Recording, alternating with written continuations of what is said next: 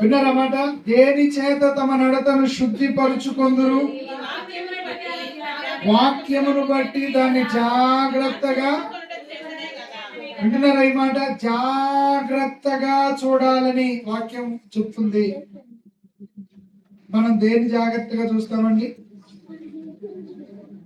Overall గా అసలు అంటారు, జనరల్ గా చెప్పాలంటే ఫైనాన్స్ విషయాలు జాగ్రత్తగా చూస్తాం. ఫస్ట్ ఆఫ్ ఆల్ ఫైనాన్స్ విషయాలు, డబ్బు విషయాలు. పుట్టి దగ్గరికి వెళితే మనం ఆయనకి ఎంత ఇచ్చామో ఆయన మనకి ఎంత ఇస్తాడు. ఇక మనం ఎక్కడ ఆలోచించినా లాభం కొరకు ఆలోచిస్తుంటాం, మన ప్రయోజనాల కొరకు ఆలోచిస్తుంటాం, మన అవసరాల కొరకు ఆలోచిస్తుంటాం, మనకు కావలసిన వాటి కొరకు మనం ఆలోచిస్తుంటాం. మనకి ఏదైనా కొంచెం ఇబ్బంది కలిగితే, కొంచెం ఏదైనా అనీజీగా అయితే, మన వల్ల కాకపోతే వెంటనే దాని నుంచి వైదొలిగిపోతుంటాం. అట్లా కాదు. హల్లెలూయా.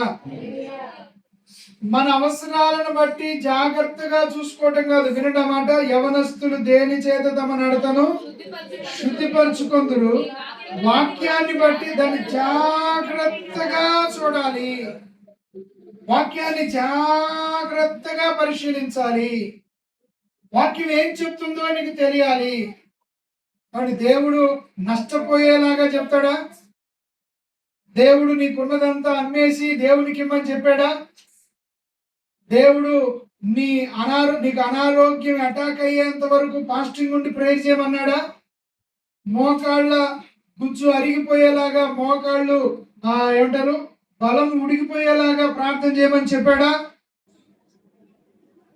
ఇంకా ఏడు, ఇంకా ఏడు, ఇంకా ఏడు అని ఏడమంటున్నాడా దేవుడు? నీ పిచ్చి చేష్టలతో దేవుణ్ణి కాకబట్టలేవు నువ్వు. నీ ఏడుపుతోనో, నీ ఉపవాసంతోనో, నీ ఉద్దేశాలు దేవుడు అలా అలా అలా అవ్వడు.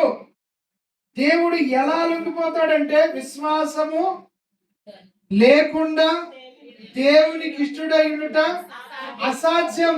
నువ్వు ప్రార్థన చేసినా, ఉపవాసం ఉన్నా, ఏది చేసినా చెప్పండి, దేంతో చేయాలి?